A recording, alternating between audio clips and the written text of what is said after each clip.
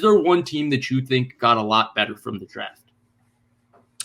I'm going to say the two quarterback teams, the Jets and the Bears. I think the Bears got a lot better Justin Fields. Not really for now, but just the future of the team. I think they weren't doing well from the quarterback position for a long time, the whole Trubisky situation, and they traded for Foles, which made no sense over a guy like Cam Newton. But then, drafting Fields really shows me that, they really have a future, like offensively. I think the offense has really held defense a lot, like held it back, especially if an offensive coach is not what you want to see. But I think, it puts pressure on the team. And the same thing with the Jets. I think it puts a lot of pressure on the offensive coaching, because the Jets really struggled offensively last year too. And was the quarterback, was the coach, was it both? They got a new quarterback, new coach. We'll see what can happen. They attacked the draft. They trade out for a guard. They got a running back, Elijah Moore, stealing the second round. They got a lot of like cleaner guys in the later rounds, a lot of athletic guys, guys you can coach up to be, good corners, good safeties, good linebackers, stuff like that.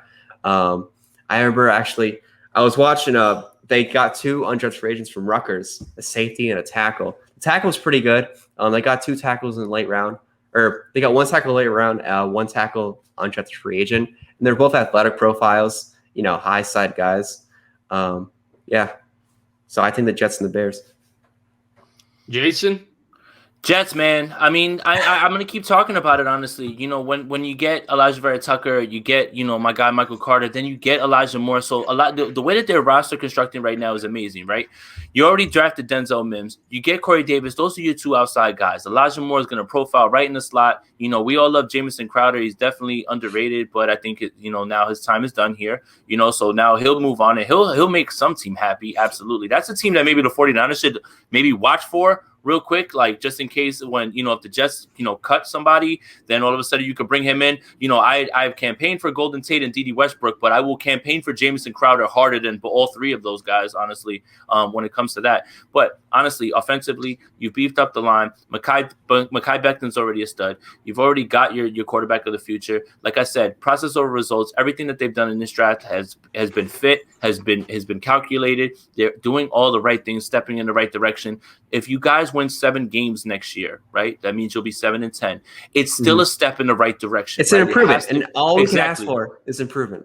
And it always has to be, how did you win these games and how did you lose those games? Did you lose those games because you were close and maybe a more experienced team, maybe a deeper team finishes those games off? Good. You need to be moving in the right direction. I think that's exactly what the Jets are doing right now. If they win 7 games, it's going to be a spectacular 7 games, meaning that you're going to have much to look forward to. It's not going to be 7 games that are like, oh, they lucked their way into 7 games. You'll look at them and say, this is a different football team. The culture has changed and they're moving in the right direction. Love what the Jets have done. Rooting for Robert Saleh and that entire staff and that team over there. Yeah, I'm also going to say the Jets. I hate when the media hypes up. I love the Jets love. I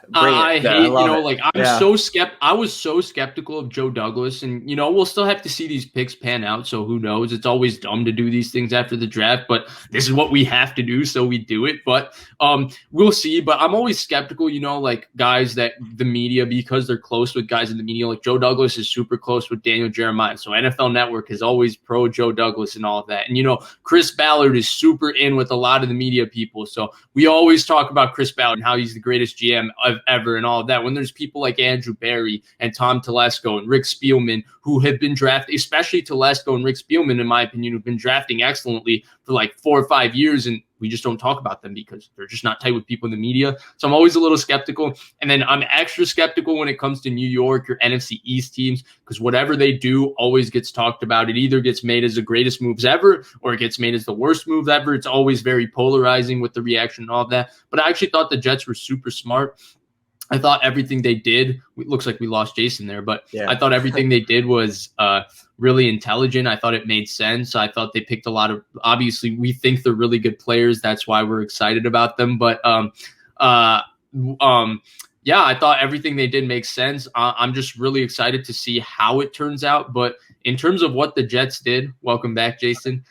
You're good. You're good. In terms of what the Jets did, I thought it all made sense, and I thought they markedly improved. I thought they got better in terms of their weapons with Elijah Moore and Michael Carter. I thought their line got a lot better because of Elijah Vera Tucker. I thought their defense, for the most part, I'm actually a little more bullish on their defense than most people. I think they got a solid little safety tandem. Their corners, that's a big concern, but you're going to primarily play zone defense, so it's not going to be that bad. And then I think their defensive line is already really good, especially Quinnen Williams, man. Quinnen Williams is a monster. If he's healthy, watch out for Quinnen Williams.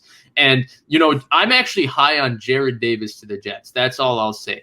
I think that was a signing where you're going to find out how much fit means for a player, right? He's a fast, violent linebacker.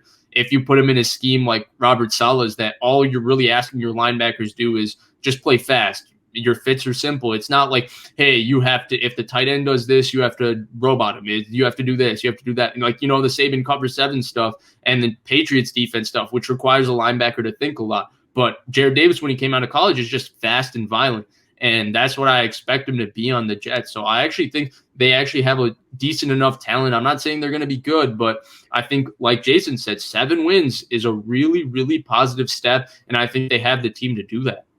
Carl Lawson too, man. Oh, Carl Lawson, unbelievable. Yeah. Good gosh, man. That's what I'm saying. This team is moving in the right direction. I don't know how look, even the most pessimistic Jets fan has to be looking at themselves and saying, you know what, this is a step in the right direction. That's it. I understand if all you know is pain. I get all that. And I understand, you want to set yourself up to not be disappointed, but you have to be excited. Be excited for a little bit, honestly. And I think the Jets fans should be, man. Yeah. 100%. 100%.